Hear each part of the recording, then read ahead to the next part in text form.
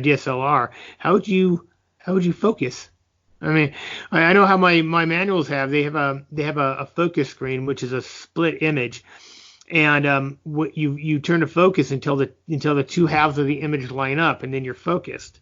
With my mirrorless, it's got a thing called focus peaking. There's other things I guess you can do, but it's got a thing called focus peaking, and what it does is whatever's in focus, it colors red, or red, white, or yellow, depending on what color you choose to pick, and then you focus, you turn your focus ring, and you can actually watch the regions of the subject change color, turn red, and then you just turn it until what you want in focus is red.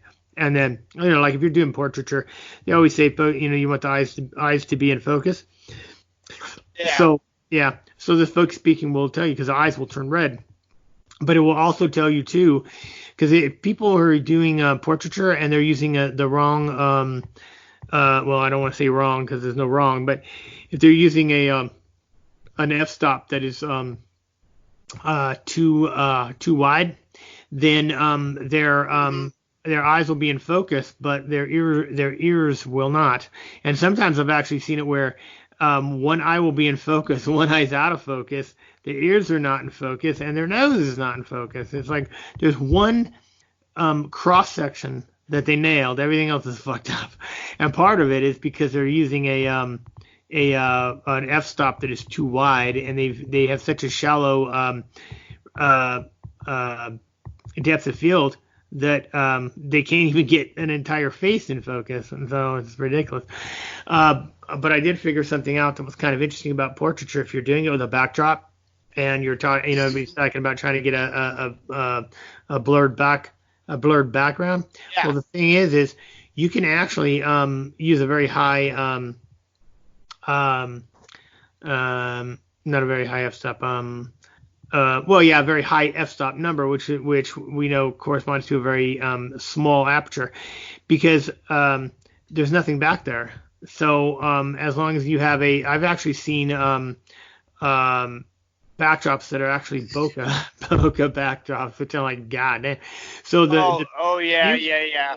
Well, the beauty of that is that you can use a very deep depth of field, so that the entire subject is in focus, but the background you're never going to notice. So you wouldn't know. I mean, unless you were an expert or unless you were really looking.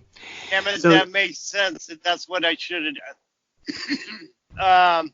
You can go ahead and start the recording anytime, by the way. Okay, let me see. Yeah, I'm up. I'm recording, so we're good to go. Okay. I don't know if you saw I put up a new profile picture in there. I put another one up earlier in the week. Let me check. Both of those were me using my lighting rig and my background rig and all that stuff. I see what we got. Now, granted, the pictures that are up on Facebook, you cannot zoom in on them and try to see anything good, because they were such large files. Because Lisa won't let me put up anything she doesn't edit first. Right?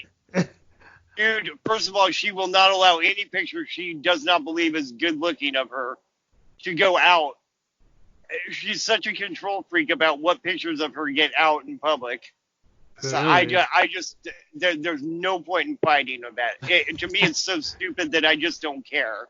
Yeah. See, yeah. But the files, when I sent them to her, were so large that those ones I put up were her sending me back screenshots that had been edited. Oh yeah. Raw files are huge, and it depends when you start getting into the when they start moving into the 50 megapixel, those files are going to be fucking gargantuan. So so what did you do? Use the auto on that, or the pictures you're talking about, the ones with you and your girl, right? Yeah. Okay, yeah. So would you use the remote on that? Those ones I just wanted to do quick. I just trying to snap them off quick. Uh-huh. So I just use my auto setting and my trigger, wireless trigger. Okay, yeah. Cool. That's cool. I see. But the lighting's what I was really impressed with. That the overhead worked nice, and that I'm getting that lighting effect I wanted. Yeah. Yeah, that's cool. Yeah. That backdrop. Where'd you get the? I see. That's kind of Christmassy. Is that when you got off a Wish? Yeah, Yeah. actually, no, that one I got off Amazon, Okay. but it was Yeah. like $10. Because I told Lisa, I go, first of all, when we take Christmas pictures, we'll never use the same backdrop twice. Uh-uh. I go, so there's no point in keeping them because I'll be honest with you, I don't like the printed backdrops. Yeah. They're never as sharp looking as they are in the pictures they show you. Yeah. So I go, well, I don't want it to be all that much in focus anyways, and you really don't see that much of it. I wanted something that had a little bit of Christmassy stuff, but I wanted gray. Yeah. Yeah. That's cool. Yeah. What was I doing? Oh, holy crap. I was going through the shots I took at Redlands a couple of weeks ago, and I came across this shot. This guy had, well, it was a podcast, and what this guy was talking about was creative things that you can do that, most people don't think of doing. And one of the things he talked about was shooting, the reflection or shooting a reflection that looks interesting. So here's what happened. I'm looking for that, right? I'm looking for like cars or people or whatever that's reflected in a storefront, and I couldn't really find anything while I'm at the Redlands. But when I walk after I left the Umbrella Alley, and I come across this, the reflection is the sky and everything and the city, whatever the hell is going on. But in the back is like this female model, like like she's like modeling freaking nail polish or some such shit like that. So I nailed this freaking shot because I shot it and it almost looks like a double exposure. But what had happened was one of her eyes, because she's in a profile, one of her eyes corresponds to an opening in the clouds. And I freaking nailed it. I didn't even, it's one of those happy accidents where you're like, damn, dude, I nailed that shit. So that's my, so I just was, well, cause I was going through, cause I was printing off some, pictures that my mom had taken when it snowed, over in, Marietta or Manistee, and it, over by, Temecula. And it, all the kids were there, and my nieces and my nephew, and also my son and another one a family friend.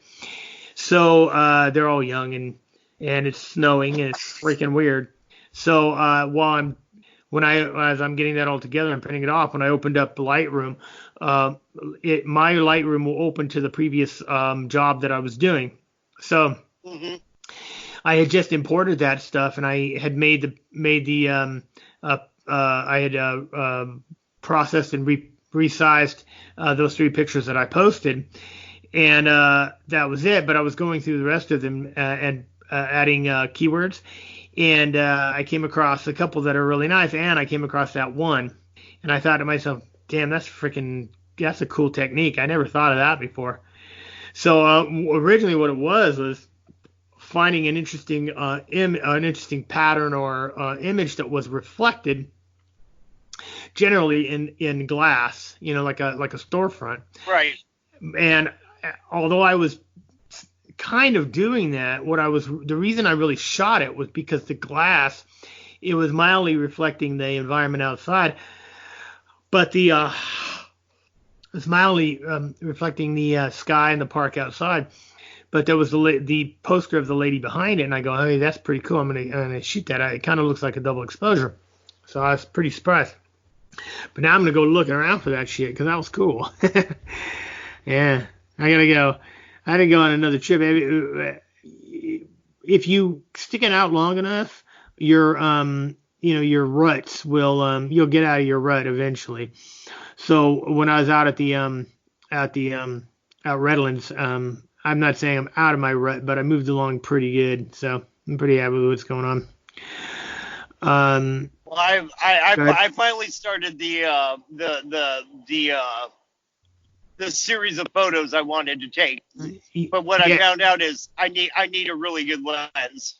yeah, you were talking about that, but what's the series? You didn't explain what the series Um, was, but so what's the series gonna be? I'm calling it Little Pink Houses, Oh, and what it's going to be is abandoned factories, abandoned homes, uh, homes in disrepair, junkyards, okay. just everything about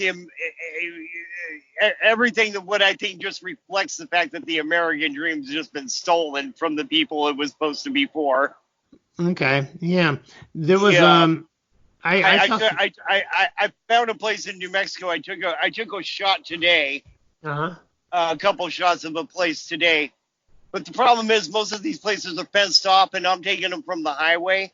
Yeah, see that's So that. I need like one of those 75 to 300 zooms with the 2.8. Yeah, Either that or buy one of those cheap mirror reflective 500 millimeters. oh, those are nice, but hey, they got a lot of shake, so you got to be at least monopoding that shit. I was gonna set it up on a. I carry my tripod with me. Okay. Yeah. Yeah, those things are so damn big. They put the tripod on the lens.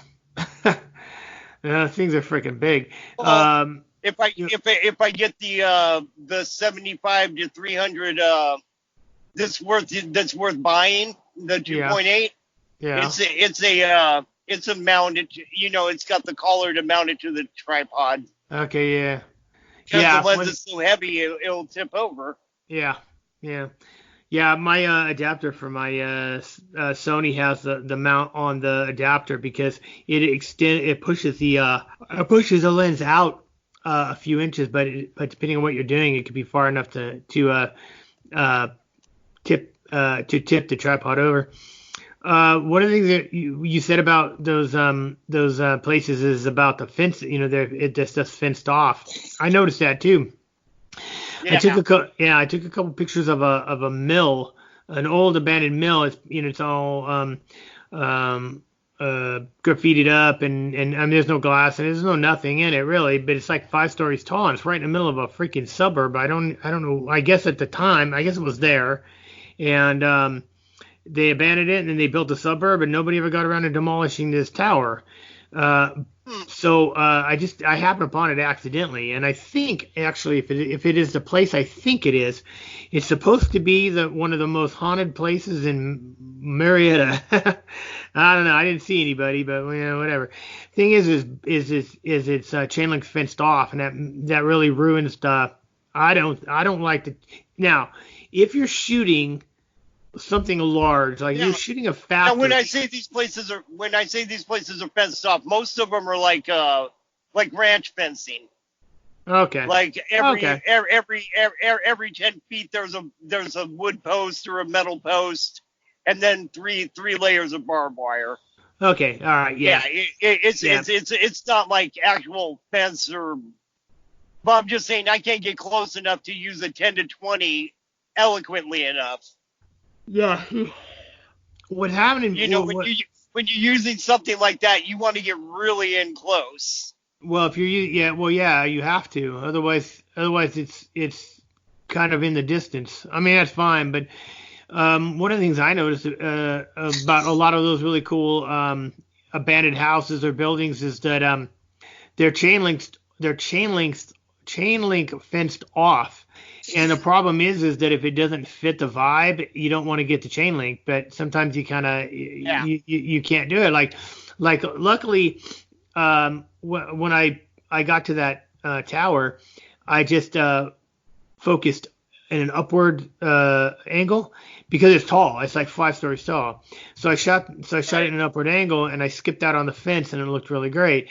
But if I wanted to like get a full shot of it, I wouldn't be able to.